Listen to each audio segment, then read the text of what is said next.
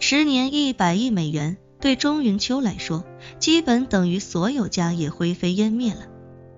但是好在叶晨给了他足足10年的时间来分期支付这笔款项，这也就意味着只要他努力经营，尽全力让自己企业的赚钱能力更上一层楼的话，说不定10年之后还能保住1半的家产。所以他心里也被迫接受了这个现实，除了自认倒霉之外，他最大的愿望就是把自己那个尚在昏迷的儿子拉过来暴打一顿。这时候叶晨开口对钟云秋说道，离开这里之后，如果你敢把今天发生的事情告诉任何人，包括你的儿子，我就让万隆店派人把你们全家都抓到叙利亚去，你听明白了吗？钟云秋吓得浑身一哆嗦，忙不迭地点头说道，叶先生，您尽管放1万个心，就算是给我1万个胆子，我也不敢把今天的事情对任何人说起。好，叶晨点了点头，转而对洪元山说道，记住，你也是一样。洪元山恭敬地说道，叶先生放心，在下一定守口如瓶。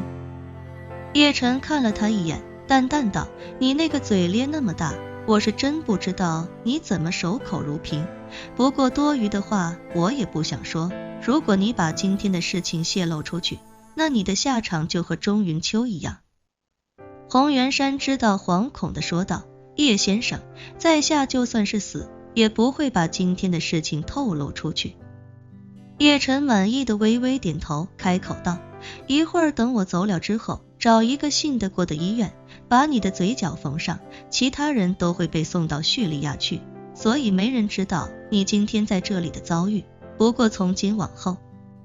你自己这张脸要好好的修饰一下，我建议你以后弄个口罩戴上，要不把嘴露出来，你就还是那个洪门门主。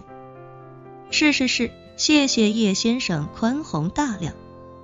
洪元山一边磕头拜谢，一边也终于松了口气。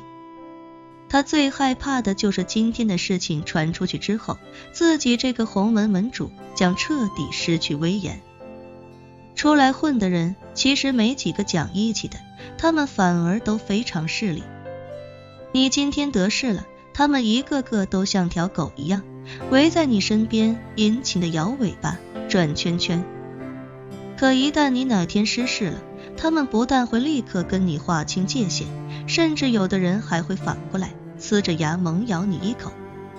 如果明天港岛道上的人都知道他洪元山今天被人撕烂了嘴，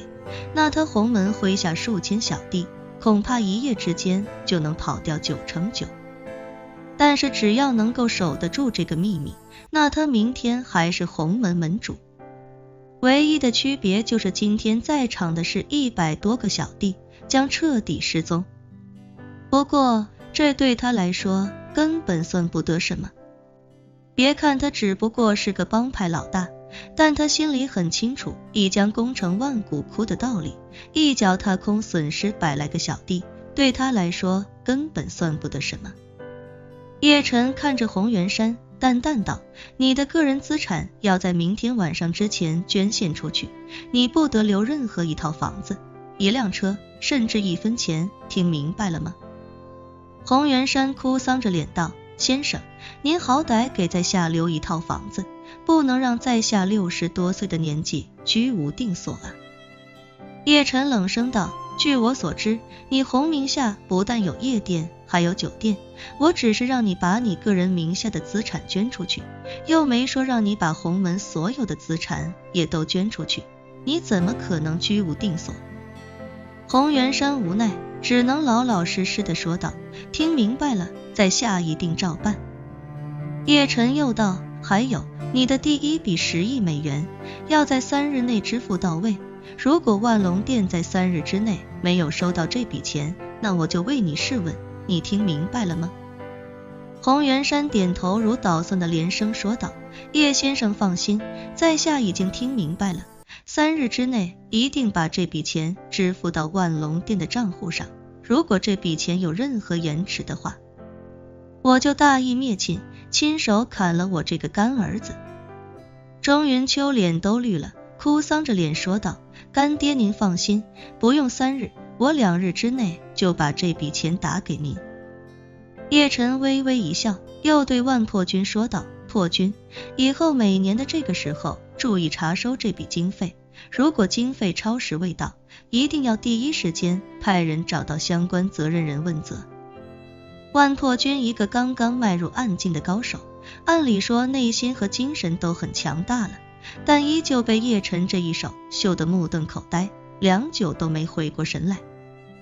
叶晨只用了不到1顿饭的功夫，就给万隆店解决了10年100亿美元的经费，这效率，这手法，这微操，就连万破军自己都瞠目结舌。这也让他心中对叶晨更加钦佩。与自己整日不苟言笑的方式截然不同，叶晨总是能在微笑之间给对手致命一击，这种境界完全不是自己能企及的。于是他毕恭毕敬地说道，叶先生请尽管放心，属下一定会按时追讨这笔经费。叶晨点点头，随口道，我建议你想想其他的渠道，每年从这10亿美金里拿出1亿美金暗中给哈米德，要维持万隆店在当地的绝对利益，就一定要确保哈米德的实力稳中有增。更何况这老哥也是我的老相识了，于情于理都要拉他一把。万破军不假思索地拱手说道，请叶先生放心，属下一定会在第一时间将这笔钱通过最安全的渠道交到哈米德的手上。好，叶晨笑了笑，开口道，通知你那些手下，先抽调一批人过来，把这些洪门的小伙伴送上船，叙利亚的建设如火如荼，正需要他们这样的精壮年过去贡献他们的一份力量。好，万破军立刻对陈忠磊吩咐道，忠磊，通知下去，即刻准备。陈忠磊当即点了点头，属下遵命。现场立刻遍布啜泣之声。这些平日里天不怕的不怕，身上纹着龙画着凤，能手持砍刀从铜锣湾一路砍到新界的混混们，一想到自己马上就要踏上叙利亚漫长的10年之旅，一个个哭得仿佛3岁的小姑娘。叶晨被他们娘们唧唧的哭声搅得实在心烦，便对万破军说道，破军，你记一下现在都有谁在这哭鼻子的，给他们每人再加2年期限。话音刚落，所有人立刻停止了哭泣，有些实在控制不住的，干脆强行捂住脸，或者咬住了自己的胳膊。在他们眼里，叶晨已经成了魔鬼中的魔鬼，他们宁可去死，也不敢再惹到叶晨分毫。叶晨这时候叹了口气，摇头道，还以为港岛闻名的古惑仔实力强劲，